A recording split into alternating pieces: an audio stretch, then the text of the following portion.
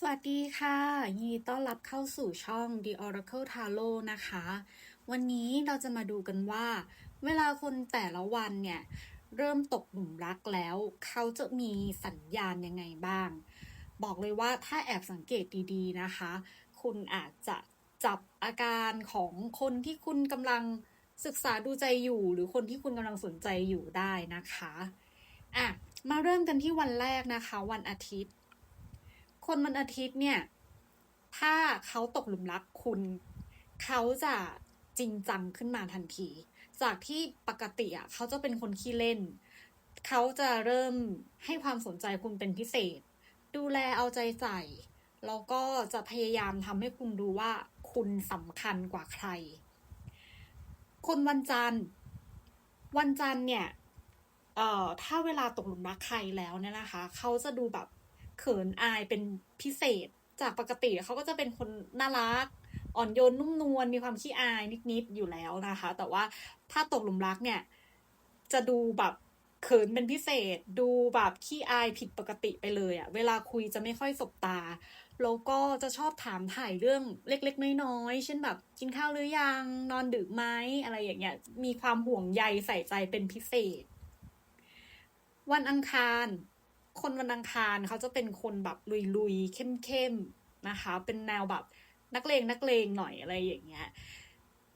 ถ้าเวลาเขาตกหลุมรักใครหรือตกหลุมรักคุณเนี่ยเขาจะแสดงสัญญาณที่ชัดเจนมากด้วยความที่เขาเป็นคนตรงไปตรงมาอยู่แล้ว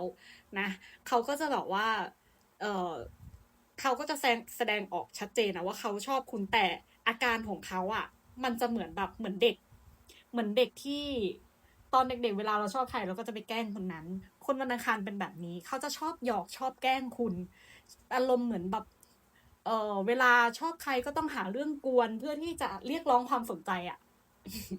แต่จะชัดมากนะมันดูออกง่ายมากนะคะแต่จริงๆคือเขาไม่ได้ตั้งใจจะแกล้งให้คุณโกรธนะแต่ว่าเหมือนเขาแค่อยากอยู่ใกล้ๆคุณเฉยๆต่อไปคนวันพุธนะคะคนวันพุธเนี่ยเวลาที่ตกหลุมรักใครเขาจะเล่าเรื่องส่วนตัวของเขาให้ฟัง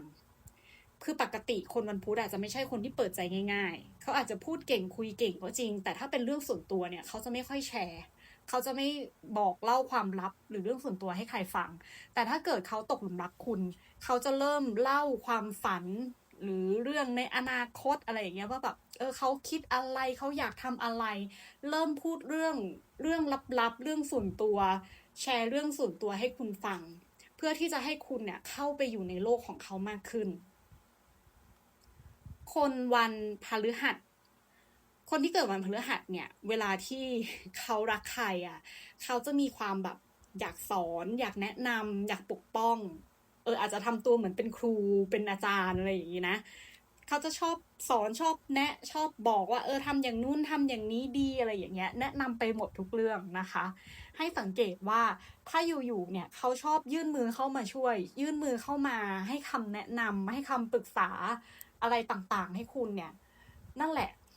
เป็นอาการของคนที่เขากำลังแอบชอบกำลังตกหลุมรักคุณอยู่จริงๆเขาก็แค่อยากจะทำให้คุณรู้สึกปลอดภัยอ่ะคนวันศุกร์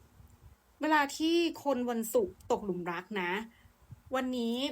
คนวันนี้เขาจะเป็นคนที่เป็นสายโรแมนติกอยู่แล้วเพราะฉะนั้นเขาจะแสดงออกตรงๆว่ารักว่าชอบคือวันศุกร์กับวันอังคารแสดงออกชัดเจน เหมือนกันแต่ว่าการแสดงออกคนละอย่างถ้าวันอังคารก็จะเป็นแบบชอบแกล้งชอบแย่แต่ถ้าวันศุกร์เขาจะแสดงออกโดยการที่ชื่นชมซื้อของให้หยอดคำหวานก็คือจีบเลยอะค่ะจีบแบบไม่สนใจอะไรเลยอะไรอย่างเงี้ยรู้ว่าชอบก็ชอบเลยต่อไปคนวันเสาร์คนวันเสาร์อะปกติเขาจะเป็นคนที่แข็งดูจริงจังดูสุขุม แต่ถ้าเวลาเขาตกหลุมรักใครเขาจะอ่อนโยนกับคนนั้นเป็นพิเศษอ่อนโยนแบบผิดปกติเลยเช่นอาจจะคอยถามไถ่สารทุกข์สุขดิบเป็นยังไงบ้างอะไรอย่างเงี้ยหรือแบบคุณชอบกินอะไรคุณสนใจอะไรคือให้ความสนใจเป็นพิเศษเขาจะดูอ่อนโยนเป็นพิเศษหรือบางทีอาจจะทำอะไรเล็กๆน้อยๆเพื่อให้คุณแบบพอใจอ่ะเช่น ถ้ารู้ว่าคุณชอบกินอะไรเขาก็ซื้อของที่คุณชอบมาให้อะไรอย่างนี้เป็นต้นนะคะโอเค เป็นยังไงกันบ้าง แล้วแฟนหรือคนที่คุณแอบชอบเนี่ยเกิดวันไหนแล้วตรงกับที่เล่ามาหรือเปล่า ลองสังเกตอาการเหล่านี้ดูนะคะ อาจจะได้รู้ว่าคนคนนั้นเนี่ยเขาก็กำลังตกหลุมรักคุณอยู่ก็ได้ ถ้าชอบคลิปนี้อย่าลืมกดไลค์กดแชร์กด Subscribe ให้ด้วยนะคะ แล้วเดี๋ยวเจอกันใหม่คลิปหน้านะคะสำหรับวันนี้สวัสดีค่ะ